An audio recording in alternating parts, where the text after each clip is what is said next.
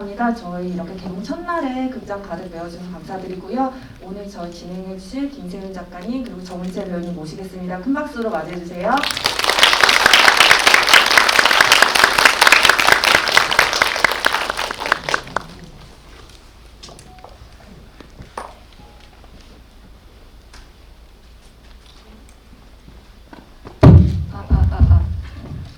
네. 마이크 때문에 시간이 좀 걸렸네요. 일단 원래 오늘 GV를 진행하기로 한 이은선 기자는 사정이 생겨서 오늘 못 오시게 됐어요. 욕하지 마시고요. 그래서 이은선 기자의 고급진 진행을 제가 대체할 수는 없겠지만 정은채 배우가 다 빈대를 메꾸고 가는 이분이 저는 앉아있는 거고요.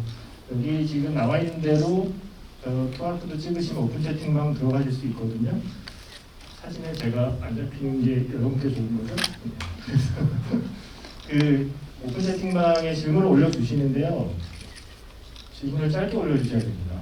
질문이 길면 속이 워낙 많아서 제가 다 체크를 못하니까요. 짧게 핵심만 궁금한 것만 질문 올려주시면 중간중간 소개해드리도록 하겠습니다. 네. 그리고 그 중에 한 3분 정도를 뽑아서 작은 선물 드리도록 할 테니까 질문만 해주시고요. 여기까지가 공지사항이었습니다. 네. 그리고 일단 오늘 이 영화의 GV를 함께 진행하게 될 직접 소개해드리겠습니다. 네, 안녕하세요. 정은채입니다. GV로 이렇게 또 오랜만에 한 2년 만인 것 같은데요. 네, 좋은 영화로 또 이야기 나눌 수 있어서 너무 기쁘고 또 초반에 마이크가 좀 문제가 있어가지고 시간이 조금 단축이 됐는데 네, 빠르게 진행해볼까요? 네. 근데 원래 GV의 컨셉이 제가 본 홍보자는 월드 토크더라고요. 네. 애프터양 월드 토크. 왜 그런지는 저도 잘 모르겠는데 네. 감독님 오셨어야 됐는데. 네. 네. 하지만 어쨌든 감독님이 참여하신 작품을 함께한 정은채 배우가 있으니까 충분히 월드적인 이야기가 나오지 않을까. 글쎄 제가 그 애플 TV 파친코라는 작품 보셨는지 모르겠는데 그 작품을 공동 연출하셨어요. 코고나다 감독님께서. 근데 그 시리즈 중에 사실 제가 함께 촬영을 한 에피소드는 없어서 현장에서 감독님이 어떤 스타일인지는 저 이제 친한 배우들한테는 조금 들었었는데 제가 직접 경험은 해보지 못했고 최근에 그 LA에서 프리미어가 있었을 때 처음 뵀어요. 네, 그래서 그때 이제 만나서 인사하고 서로 이제 어땠는지 그런 이야기들을 되게 반갑게 주고받았는데 영화랑 굉장히 닮아있다는 인상을 받아서 전 그 점이 흥미롭더라고요. 보통 감독님들이 자기가 만든 영화를 닮아 있지 않나요? 그런 경우가 많지 않나요? 그런 경우가 많은 것 같은데 최근에 며칠 전이었죠. 칸 영화제에서 박찬욱 감독님이 네. 인터뷰하는 게 지금 잠깐 생각이 나는데 감독님은 아주 다른 자기의 삶과는 아주 많이 다른 그런 이야기들과 그런 이야기들을 영화로 풀어내는 걸 즐겨 하신다는 얘기를 들었습니다. 박찬욱 감독님은 정작 무서운 거 못 본다고 희게 나와서 엄살을 부리시던데 세상 제일 무서운 영화를 만드시면서 그런 감독님이 있는가 하면 본인이 만든 영화와 좀 비슷한 성품을 지닌 감독님들이 있는데 코고나다 감독님이 그러신 것 같고요. 일단 감독님 얘기로 시작해야 될 것 같아요. 코고나다 감독님을 처음 알게 된 게 콜럼버스라는 작품인가요? 네, 저는 작품으로는 콜럼버스를 봤었고 그 영화를 처음에 선택을 하게 된 계기도 그 포스터랑 그냥 그 이미지적인 느낌이 너무 매력적이라고 생각을 해서 보게 된 거거든요. 그 감독의 정보도 전혀 없었고 그 영화의 정보도 전혀 없었는데 제가 주로 어떤 새로운 영화들을 선택하는 기준이기도 해요. 그냥 그런 포스터의 느낌, 제목의 느낌, 그런 느낌으로. 그런데 비주얼적으로 일단은 그 미장센이 너무 아름답고 강조되어 있는 그런 영화여서 어떤 분이 이런 영화를 만드시나 하고 조금 검색도 해보고 했던 그런 기억이 있어요. 네. 콜럼버스라는 영화는 코고나다 감독, 이 영화를 만든 코고나다 감독의 전작이고요. 오늘 본 영화가 괜찮으셨다면 반드시 콜럼버스는 챙겨보시기를 추천드려요.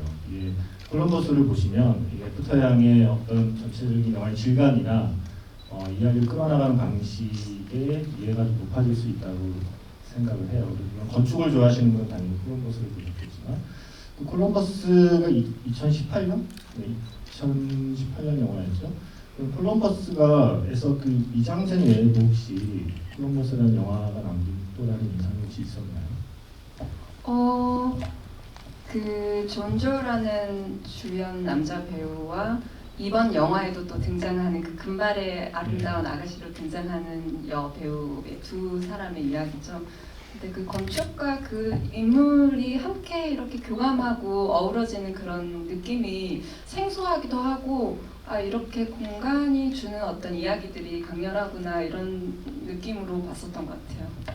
코고나다 감독의 비디오 에세이들도 혹시 유튜브에서 보셨나요? 네, 본 적 있어요. 네. 재밌죠. 네, 그래서 워낙 그 비디오 에세이스트라는 그것도 그런 직업이 있구나라는 것도 그 직업을 칭하는 게 있구나라는 것도 사실 처음 알았던 것 같은데 이야기를 일단 영상으로 풀어낸다는 의미에서 역시나 그 감독님의 연출 방식이 그쪽으로 좀 강점이 있는 게 아닌가. 그래서 오늘 애프터양도 보시면은 아마 느끼셨을 것 같은데 모든 샷들과 그 씬들이 굉장히 정서적이고 이야기를 강렬하게 담고 있다는 그 매력이 있는 것 같아요. 지금 배우님께서 말씀하신 비디오 에세이들은 유튜브에서 볼 수 있어요. 코고나다의 비디오 에세이들을 검색하시면 쭉 나와요. 이 감독이 장편 영화, 스토리가 있는 영화를 만들기 전에 분량이 짧은 비디오 에세이들을 만들던 비디오 에세이스트인데 그게 사실은 우리가 영화에 대해 조금 전문적인 걸 알고 싶을 때 책들을 많이 보잖아요. 평론가나 어떤 전문가들이 쓴 책을 보는데 저에게도 사실 어렵게 느껴지거나 지루하게 느껴질 수 있는 접근법들이 있거든요. 그거를 사실 영화라는 걸 활자로 표현했을 때 그걸 잘 전달하는 게 또 쉬운 것만은 아닌데 제가 봤던 영화 전문 책보다도 훨씬 더 핵심적인 이야기를 한 4분, 5분 정도 되는 분량으로 짧게 만든 것들이 있어요. 코고나다 감독의. 그 중에서 이 영화하고 콜럼버스를 보실 때 가장 도움이 되실 건 오지 야스지로 감독의 작품들에 나오는 복도. 그러니까 오지 야스지로 감독 영화의 복도들만 모아서 만든 비디오 에세이가 있거든요. 그 비디오 에세이, 코고나다 감독의 비디오 에세이를 보시면 이 영화를 왜 이렇게 찍었구나 라는 걸 알 수 있습니다. 그러니까 사실 영화라는 게 평면이잖아요. 스크린이 평면인데 이 평면의 영화를 보는데 입체감을 우리가 느끼게 되는 순간이 있잖아요. 이 영화를 나중에 혹시 다시 보시게 되면 차근차근 장면을 보시면 모든 영화에 깊이감이 있어요. 모든 장면에. 그러니까 그냥 한 사람을 찍는 게 아니라 그 사람과 카메라 사이에 다른 걸 설치하죠. 문을 하나 놓거나 창문을 하나 놓거나 벽을 하나 세우거나 그래서 이 화면 안에 깊이감을 만드는 연출이 오지 야스지로의 그 복도를 연출하는 데서 영감을 얻은 게 비디오 에세이에 나오거든요. 그래서 그런 식으로 이 코고나다 감독은 자기가 존경하는 선배 감독들의 그 작품들의 스타일들을 시각적으로 동원해서 자기 이야기를 풀어가고 있습니다. 그래서 그러면 혹시 파친코라는 작품을 선택하실 때도 코고나다라는 이름이 약간의 영향을 끼치기도 한 걸까요? 사실 그 작품이 프로덕션 기간부터 시작을 해서 오디션에 참가를 하고 또 프리 프로덕션이라고 해서 촬영이 들어가기 전 기간에 굉장히 비밀스러운 배우조차도 알 수 없는 지점들이 되게 많은데 거기서 역시나 연출을 누가 하는지도 아주 뒤늦게 알게 돼서 합류하게 되었다는 소식 그 이후에 알게 되었어요. 감독님 연출한다는 이야기. 그래서 일단 이 영화로 넘어갑시다. 네. 이 영화 어떠셨어요? 너무 광범위한 질문이지만 일단 광범위한 대답부터 시작해 주고 싶어요. 네, 저는 그 애프터양이라는 영화가 이제 개봉을 앞두고 있고 이 GV의 초대를 받게 되었을 때 영화를 사실 그때는 바로 보진 않았었거든요. 영화 보지 않고 일단 코고나다 감독님의 영화라는 이야기를 듣고 그리고 이인성 기자님께서 제가 애정하는 기자님께서 진행을 한다는 이야기를 듣고 그러면은 오랜만에 또 많은 분들을 가까이서 볼 수 있으니까 하겠다 하고 이제 영화를 봤는데 영화가 너무 좋은 거예요. 콜럼버스에서도 굉장히 인상적이었던 지점들이 많았는데 거기서 조금 더 변화라기보다 좀 진화했다라는 느낌을 제가 많이 받았고, 그리고 저는 사실 사이언스 픽션이라는 그 장르에 조금 가까운 인물은 못 되거든요. 좀 어려워하고 아날로그적인 사람이라 제가 느끼기에 제 스스로는. 근데 영화를 굳이 장르로 표현을 하자면은 휴머니즘을 가미한 SF 영화로 구분이 될 수 있을 것 같은데, 우리가 흔히 좀 봐왔던 SF물에서 볼 수 있었던 그런 메탈릭한 느낌이나 뭐 이런 정신없는 그 시스템 안에서 그 인물들이 좀 우왕좌왕하고 그런 이야기라기보다 굉장히 현실에 기반하고 있다는 점이, 그래서 훨씬 공감을 조금 더 할 수 있는 지점들이 저는 좋았던 것 같아요, 영화에서. 방금 배우님이 말씀하신 것처럼 오히려 반대로 흔히 말하는 SF 장르를 좋아하는 분들께는 굉장히 당황스러운 영화일 수도 있거든요. 감독이 그런 표현을 했는데 이거는 일반적인 티피컬한 SF가 아니다라고 애초에 본인이 선언을 하고 있어요.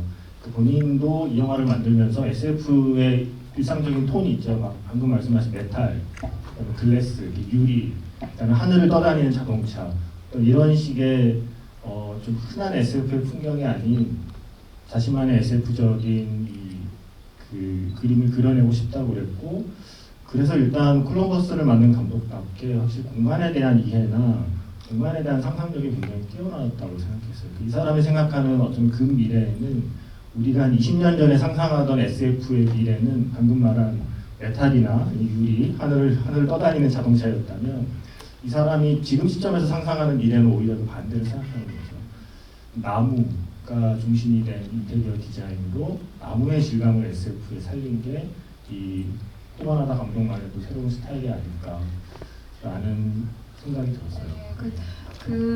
이 특이한 이 구조의 가족에 등장하는 그 양이라는 안드로이드 인간으로 칭해지는 그 양의 기억을 오히려 과거를 쫓는 그 로봇의 과거를 쫓아가는 이야기로 넘어가면서부터 이 이야기가 조금 특별하게 시작이 되는구나라는 점을 느꼈어요.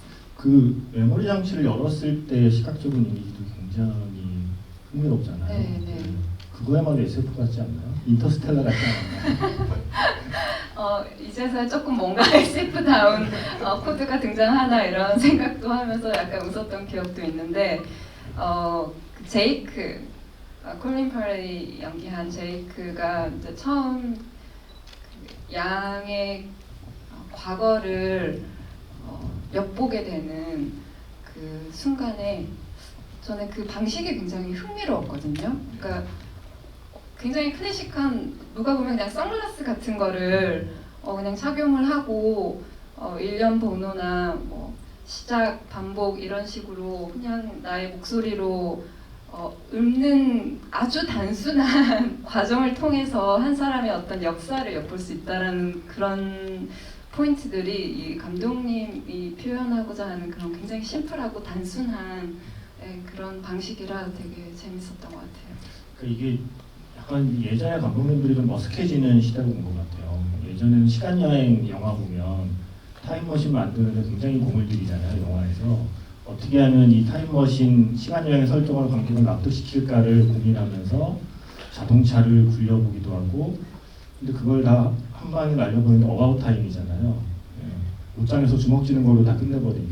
그래서 예전 같으면 그 관객을 납득시켜야 한다는 어떤 부담감에 어떤 그 과정에 좀 집중했던 영화들이 이제는 그건 그렇다 치고 관객과의 약속이니까 관객도 그 정도는 이해해 줄 테니까 그 다음이 더 중요하다는 그 영화를 만들어지는 시대가 된 것 같아요. 이 영화 역시 사실 일반적인 상업 영화라면 저 기억을 열었을 때 이런 기억이 나오면 안 되잖아요. 무시무시한 알 수 없는 행적들이 드러나야 되는 건데, 살인 사건을 목격하거나 어떤 정부의 비밀을 엿보거나 이런 것을 일단 정보기관이 총 들고 이 집에 한번 와야죠. 그래서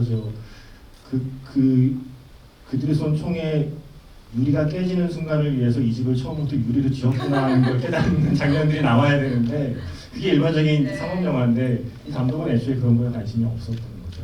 그래서 그런 부분들이 그 메모리 박스를 열고 나서 그 이후의 감정들이 이게 너무도 일상적이고 작은 어떤 순간의 사진 앨범 같은 그런 메모리 박스여서 오히려 조금 더 충격적인 지점이 있었던 것 같아요. 저는. 그 양의 기억을 열었을 때 그래서 제이크가 양의 기억을 쫓아서 한 발 한 발 갈 때 혹시 개인적으로 어떤 기억 혹은 어떤 순간들이 제일 좀 기억이 남았나요? 아니면 어떤 순간들이 제일 마음이 움직였나요?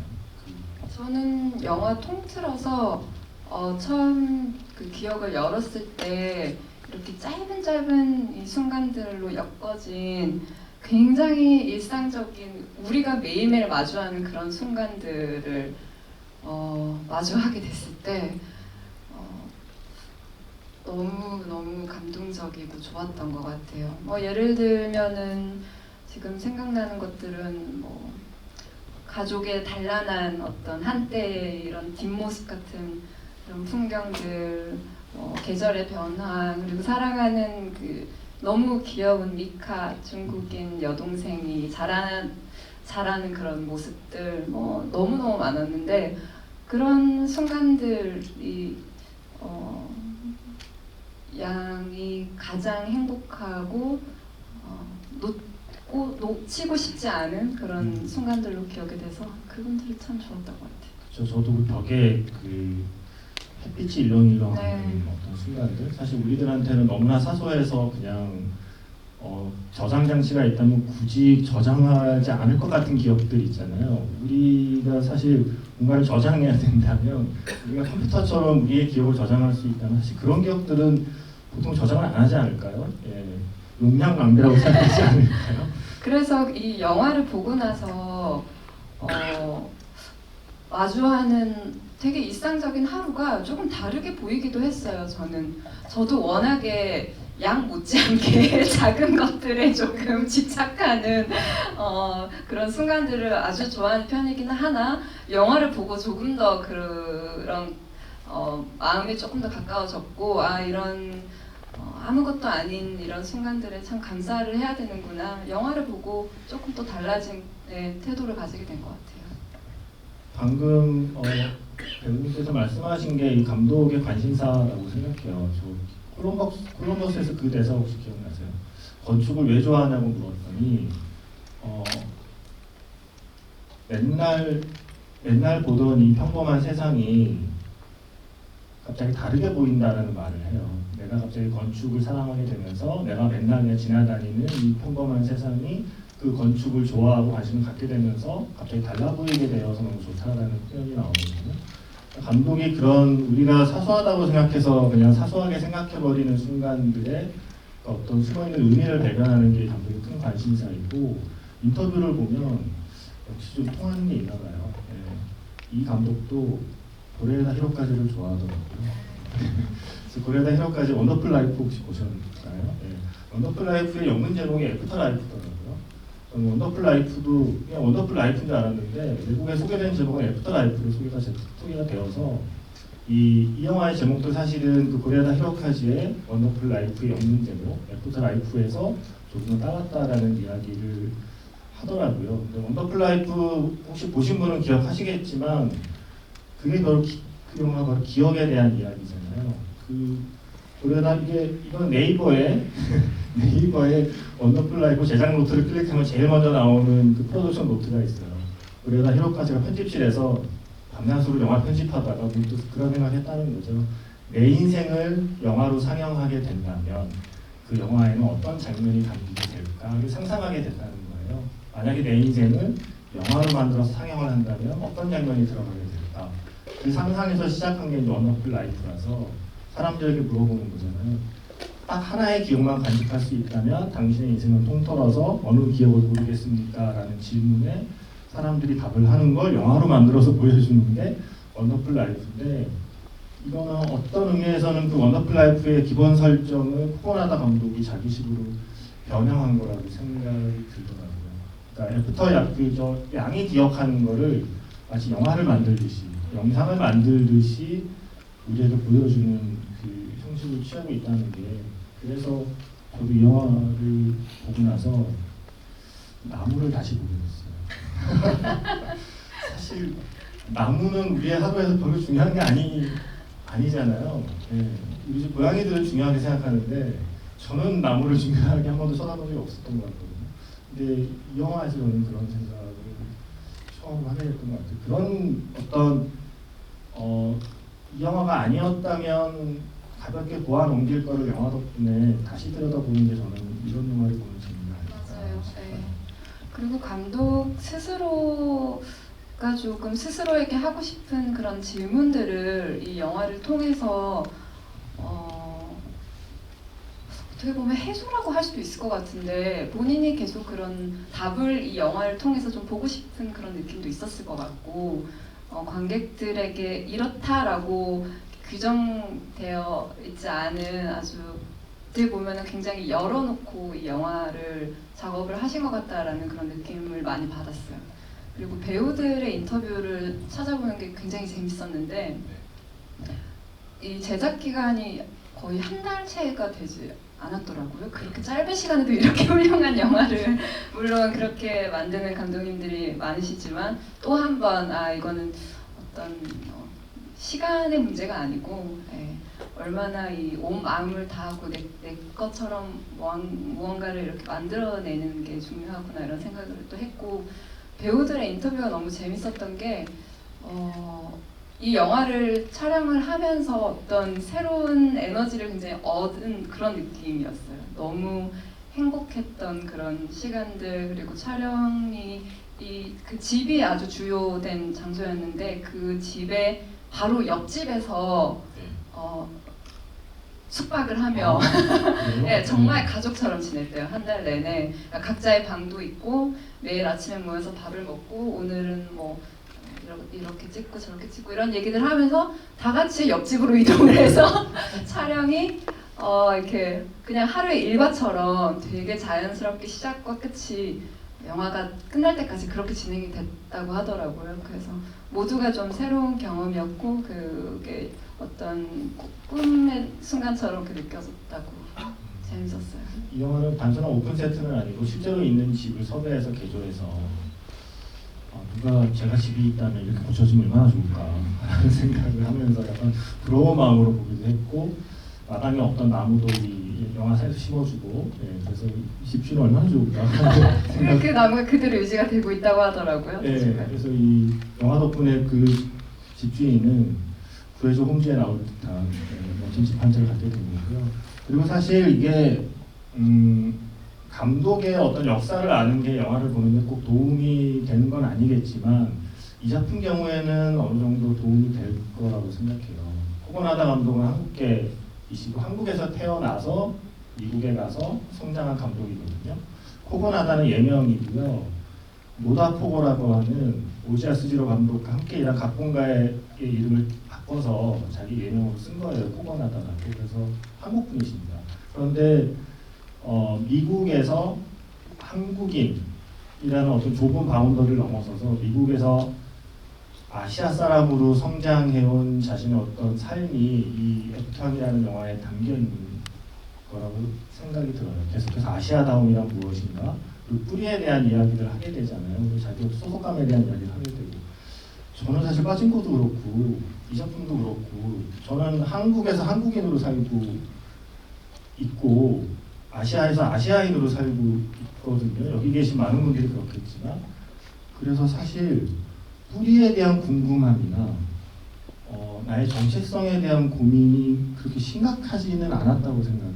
그리고 성장 과정에서 외국에 혼자 이렇게 떨어져서 정은채 배우님처럼 외국에서 유학을 하거나 혼자 홀로 외딴 곳에 떨어져 살아본 경험이 없기 때문에 그런 생각이 덜한데 이 감독 같은 경우에는 그리고 파친코를 함께 작업했던 수많은 스태프들 같은 경우에는 그 생각이 굉장히 좀 뿌리 깊은 고민이 아닌가라는 추측을 하게 됩니다.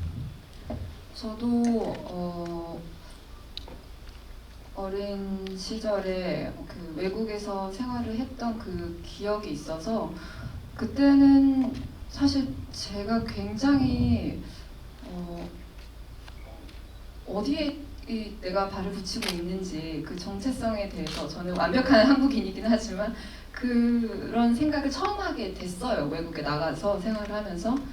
그런데 또 저의 케이스와는 너무 다르게 그런 한국계 미국인들, 그러니까 우리 이번에 파친코를 작업을 하면서 만난 굉장히 수많은 한국계의 외모를 하고 있는 미국인들을 너무 많이 만났거든요. 근데 그분들에게 이 나의 뿌리, 나의 정체성은 무엇인가라는 질문은 거의 제가 느꼈던 것과는 조금 너무 좀 다른 세계 이야기인 만큼 아주 큰 이야기.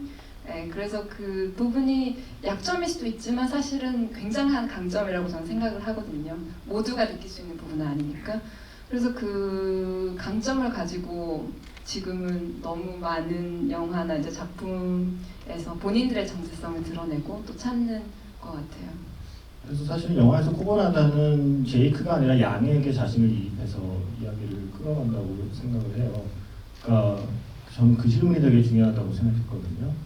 헤일리 로르 리차드슨, 영화에 나온 에이다라는 캐릭터가 그런 말 하잖아요. 이런 영화에 꼭 나오는 질문. 양이 혹시 인간이 되고 싶어 했나요? 이런 질문, 우리 항상 이런 안드로이드나 로봇이 나오는 영화의 핵심적인 질문은 인간이 되고 싶어하는 비인간이라는 설정이 우리가 늘 영화에서 보아오는 질문이잖아요. 이 영화는 그걸 아주 가볍게 질문을 바꿔버리죠. 그건 너무 인간 중심적인 생각이 아닌가요? 라고 하는 질문은 마치 미국에 살고 아시아인들에게 아메리칸이 되고 싶은가요? 라고 묻는 것과 같은 형태의 질문을 영화 속에 던진다는 느낌을 받았어요. 그래서 양의 기억을 되찾아가면서 양이 보아온 그 거대한 시간의 흐름, 제이크는 도저히 이해할 수 없을 만큼 거대한 시간의 흐름, 지금의 내가 있기까지 그 양이 거쳐온 그 시간의 흐름을 보여준다는 게 어쩌면 이 코고나다 감독이 자신의 좀 뿌리찾기를 이 영화를 통해서 하고 있는 건 아닐까라는 생각을 했어요. 네. 그런데 인터뷰에서는 그런 말 하더라고요. 사실 이 영화는 어떻게 보면 심플하다. 그냥 우리 양의 메모리를 열어본다는 건 아이폰의 메모리를 열어보는 것과 그냥 같은 거다라는 이야기를 하더라고요. 그래서 시작은 그러했지만 고장난 가전제품을 고치러 가는 이야기로 시작하지만 결국에 실존에 대한 이야기로 가는 영화다라는 평가를 하고 있습니다. 네, 그 재밌었던 게 저희가 항상 가지고 다니는 이 핸드폰도 고장이 나면은 수리를 맡길 때 제대로 된 센터로 가서 뭘 하는지 아니면은 좀 저렴하게 가든지 뭐 이런 식의 대화들을 하고 그게 이제 숙제같이 여겨지는데 그런 부조리함도 이 영화가 항상 잔잔하게 흘러가다가도 그런 좀 실소를 터뜨릴 수 있는 그런 아이러니한 부분들이 매력적인 포인트가 되는 것 같아요. 얘기 나눈 사이 시간이